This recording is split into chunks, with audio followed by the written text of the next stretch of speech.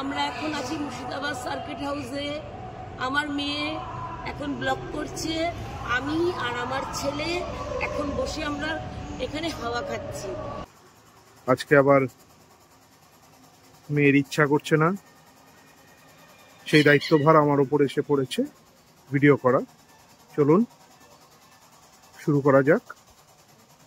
দেখেনি ভেতরটা কত বড়, কত বড় কামান, কত বড় দেখেছো?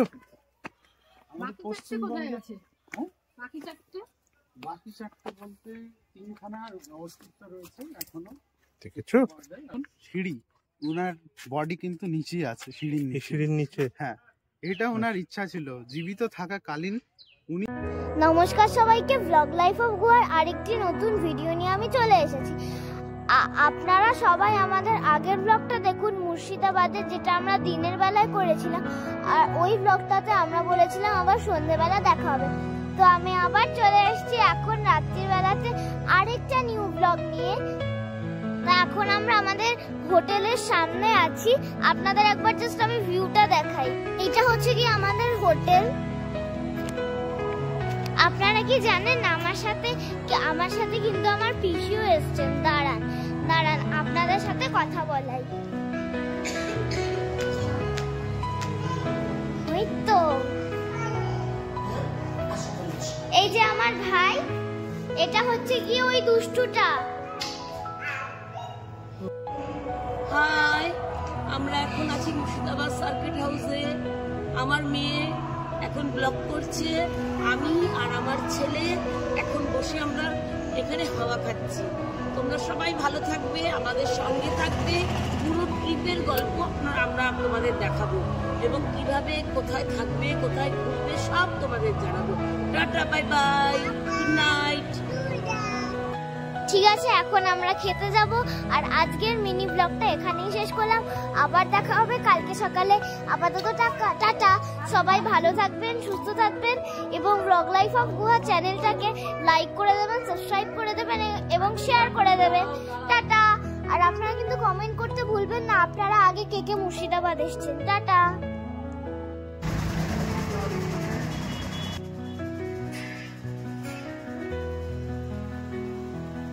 Good morning. আমরা আজকে বেরিয়েছি, ঘুরতে যাব মুর্শিদাবাদের বিভিন্ন জায়গায়। তার আগে সকালেই একটু ব্রেকফাস্ট করে নেব। আজকে আবার মেয়ের ইচ্ছা করছে না, সেই দায়িত্বভার আমার উপর এসে পড়েছে ভিডিও করা। চলুন শুরু করা যাক। দেখেনি ভেতরটা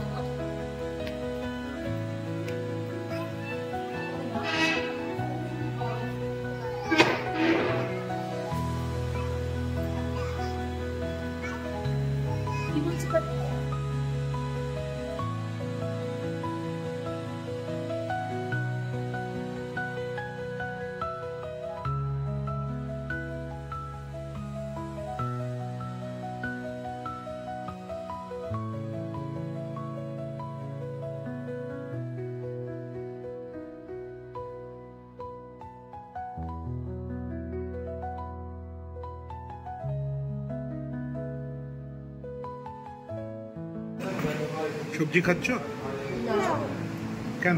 ঝাল নেই তো? ভাই কি খাচ্ছে? তুমি কি খাচ্ছ? নুন খাচ্ছ?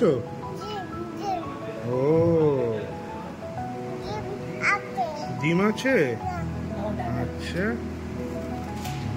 মুঘল আমলের যে লাস্ট যে রাজত্ব কার্য, অর্থাৎ ঔরঙ্গজেবের টাইম, সেই ঔরঙ্গজেবের টাইমে বাংলা কিন্তু ঔরঙ্গজেবকে শক্তি প্রদান করত বা এই রাজশক্তিকে রক্ষণাবেক্ষণ করার জন্য।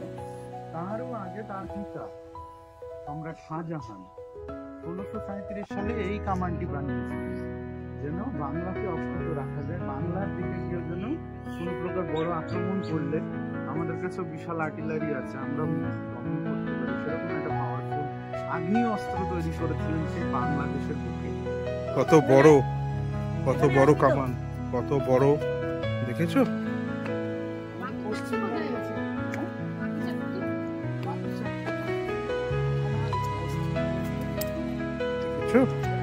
কত বড় কামান। এই দিক থেকে গোলা দেওয়া হতো, এই দিক থেকে গোলা দেওয়া হতো, বুঝেছো? এখন মুখ বন্ধ। হ্যাঁ, জনার্দন কর্মকার নামটা শুনেই আমার তখন মনে পড়েছে বিষ্ণুপুর বাঁকুড়াতে আরেকটা, ও কিন্তু ওইটা এইটার থেকে ছোট, কিন্তু এইটা হচ্ছে সবচেয়ে বড়।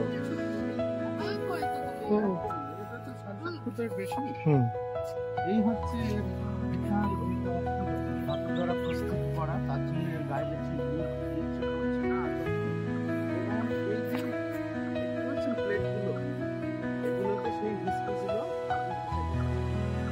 জাহানকুশার বাংলা বিশ্বজয়ী। এই হচ্ছে কামানের গায়ে দেখবেন মোগল ডিজাইন মোটিভ ইউজ করা আছে, তাজমহলের গায়ে দেখা যায় এই সমস্ত ডিজাইন, কারণ শাহজাহানের সময় তৈরি হয়েছে। এই হচ্ছে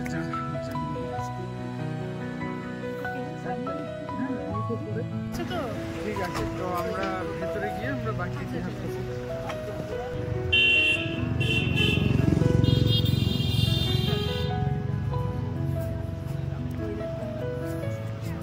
দেখেছিস কত বড় বড় মনুমেন্ট দুই দিকে।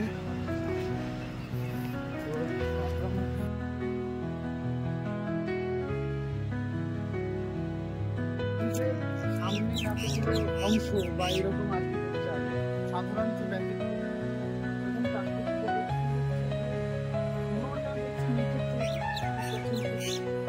জিওগ্রাফিক্যাল হিস্ট্রি মুর্শিদাবাদের ভূমিকম্পে যে কত কিছু ক্ষতি হয়েছে বা ভেঙে গেছে সেই বিষয়টাকে রাখার জন্য এইভাবে আস্থাতে রেখে দিয়েছেন, যেভাবে ভেঙেছি সেইভাবেই রেখে দেওয়া হয়েছে।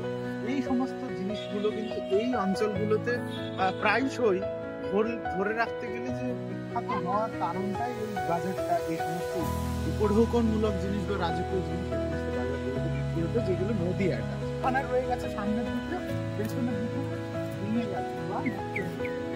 একদম আমরা মার্কেট পোর্শনে দেখতে পাচ্ছি যে এইগুলো কিন্তু সব মার্কেট পোর্শন। এই হচ্ছে দেখুন গ্রাউন্ড ফ্লোর, ফার্স্ট ফ্লোর দুখানা রয়েছে। গ্রাউন্ড ফ্লোরগুলোতেও মার্কেট হতো, ফার্স্ট ফ্লোরটাও হতো, কোনোটাই ইয়ে হতো, স্টল হতো। স্টলে যারা ধরুন বিদেশিরা আসতেন তাদেরকে থাকার জন্য ফার্স্ট ফ্লোরটাকে কখনো দেওয়া হতো।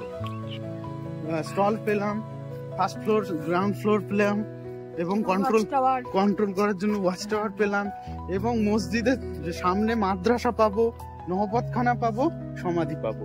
এই সমাধি হচ্ছে মুর্শিদ কুলিখার সমাধি। তো দেখতে পাচ্ছেন সামনের যে ভাঙা অংশটা, এটাই সেই বিশাল ওয়াচ টাওয়ার ছিল, পরপর চারখানা।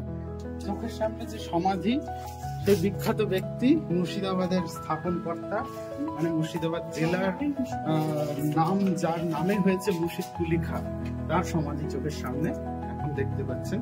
যে ডিএসআই মেনটেনেন্সের কারণে এটিতে আর ফুল বা চাদর কিছু চড়ানোর কোনো আর নিয়ম নেই, বা সেই রিচুয়ালসটা বন্ধ করে রাখা হয়েছে। সিঁড়ি, ওনার বডি কিন্তু নিচেই আছে, সিঁড়ির নিচে। হ্যাঁ, এটা ওনার ইচ্ছা ছিল জীবিত থাকাকালীন উনি, এই হচ্ছে ওনার উপর দিয়ে আমরা কিন্তু ক্রস করছি।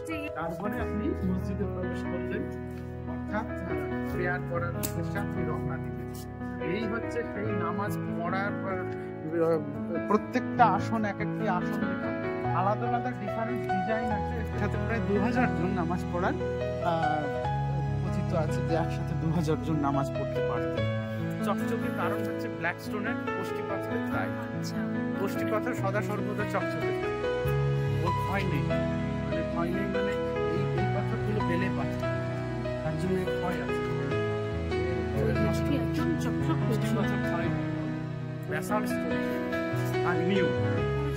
একদম চোখের সামনে দেখছেন, ছাদ নেই,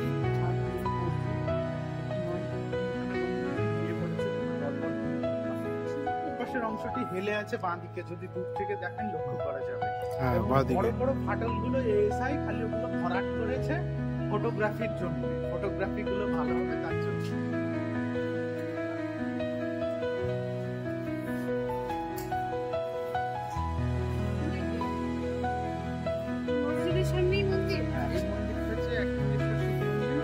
ঘরোয়ানা হচ্ছে কিছু যে অনেক মন্দিরের সাথে মিল পাবেন, বা বাংলার যে রাঢ়বঙ্গীয় স্টাইল, অর্থাৎ আমাদের এখানে পাল আমলের যে মন্দিরগুলো আছে, পাল বা সেন ডাইনেস্টির এই মন্দিরগুলো, সেই প্যাটার্নে এই মন্দিরটা তৈরি। আনুমানিক এটা 400 বছরের বা আশপাশে তৈরি হয়েছে মসজিদ তৈরি হওয়ার আগে। এটার কারণটা হচ্ছে এই মন্দির পুনঃসংস্কার করেছিলেন মুর্শিদ কুলি। তার আগের মন্দির, এখানে অনেকগুলো মন্দির ছিল, মন্দিরের আঙিনায় তিনি মসজিদ তৈরি করেছেন বা সমাধি তৈরি করার কারণ তিনি তার বালকাল অর্থাৎ বাচ্চা যখন ছিলেন তিনি এই শিশু বয়স বা শৈশব বয়স থেকে ভুলতে পারেন। তিনি ছিলেন একজন হিন্দু ব্রাহ্মণ সন্তান, সেইটা আমাদের অনেক জায়গায় ক্লিয়ার হয়ে গেছে। তার কারণ হচ্ছে তিনি ইস্পাহান শহরের একজন বণিক, নাম হচ্ছে মোহাম্মদ হাজিব। মোহাম্মদ হাজিব কাছে বিকৃত হয়েছিলেন, তার পরিবার তাকে বিক্রয় করে দিয়েছিলেন বলে মনে করা হয়, বা তার কাছে চলে গেছিলেন বলে মনে করা হয়।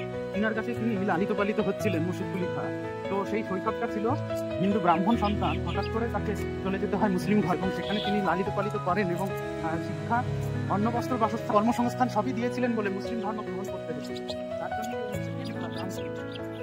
মুর্শিদ কুলি খাঁ নামটি তিনি মুসলিম, তার জন্য এই নাম।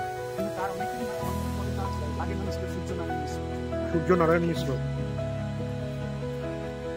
মসজিদ রয়েছে।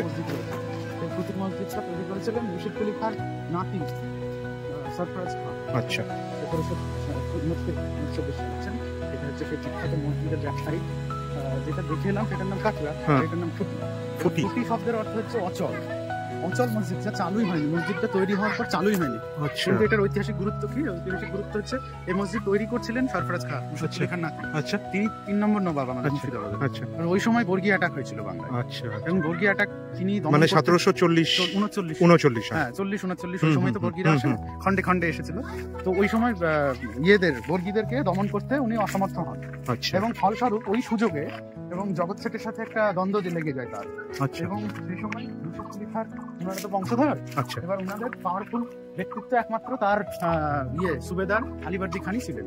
আচ্ছা, তা আলিবর্দী খানকে প্রলোভন দেন গদির, এবং সেই প্রলোভনের জন্য আলিবর্দী খাঁ ভার্সেস সরফরাজ খাঁ যুদ্ধ হয়ে যায়। আচ্ছা, এবং সেই যুদ্ধে 1740 সালের যে গিরিয়ার যুদ্ধ, আচ্ছা, সেই গিরিয়ার যুদ্ধে পরাস্ত হন সরফরাজ খান, মেরে ফেলা হয় তাকে, হত্যা করা হয় আলিবর্দী খান দ্বারা। আলিবর্দী খান হচ্ছে সিরাজের দাদু। এবং সেই তারপর থেকে নতুন আরেকটা ডাইনেস্টি মুর্শিদাবাদে আছে, নাম হচ্ছে আফসার ডাইনেস্টি। আফসার ডাইনেস্টি, মানে সিরাজউদ্দৌলা যে বংশ থেকে বিলং করে। হ্যাঁ, 3টে রাজবংশ। নাসিরিটা হয়ে গেল 3 জনে, এরপরে আফসার চলে এলো। এদিকে গেটটা ছিল, গেট ছিলই না, গেট হয়নি। এখন দেখতে পাচ্ছেন চোখের সামনে ফ্রন্টটা, এটা ফ্রন্ট পোরশন, যার চোখের সামনে কোনো সিঁড়ি নেই। হ্যাঁ, ঠিক। কেন সিঁড়ি নেই? সিঁড়ি তৈরিই হয়নি, সিঁড়ি তৈরি করাই সম্ভব হয়নি, কারণ এটা তৈরি হচ্ছিল সেই সময় মেরে ফেলা হলো ওই সময়, মানে যেটা, এবং যেদিন মেরে ফেলা হলো সেদিনই এটা অচল হয়ে গেলেন বলে প্রকৃত কারণ হচ্ছে এর মাথায় বজ্রপাত হয়েছিল। যেদিন গিরিয়ার যুদ্ধে সরফরাজকে মেরে ফেলা হলো, আচ্ছা, সেদিন বৃষ্টি বাদল হচ্ছিল, তো কিংবদন্তি অনুসারে এর উপরে বজ্রপাত হয়েছিল। আচ্ছা, এবং সেদিন এই মসজিদেও তখন অদ্ভুত ভাবে একটা অলৌকিক ঘটনার সম্মুখীন হয়েছিল, যার কারণে এই মসজিদ যেহেতু তার বানানো এবং তিনি মারা যাওয়ার পর আর কেউ হাত দেননি, তার জন্য এই পরিত্যক্ত হয়ে রয়েছে বলেই এর নাম ফুটি মসজিদ, অচল মসজিদ। সামনে থেকে ছবিগুলো দেখুন।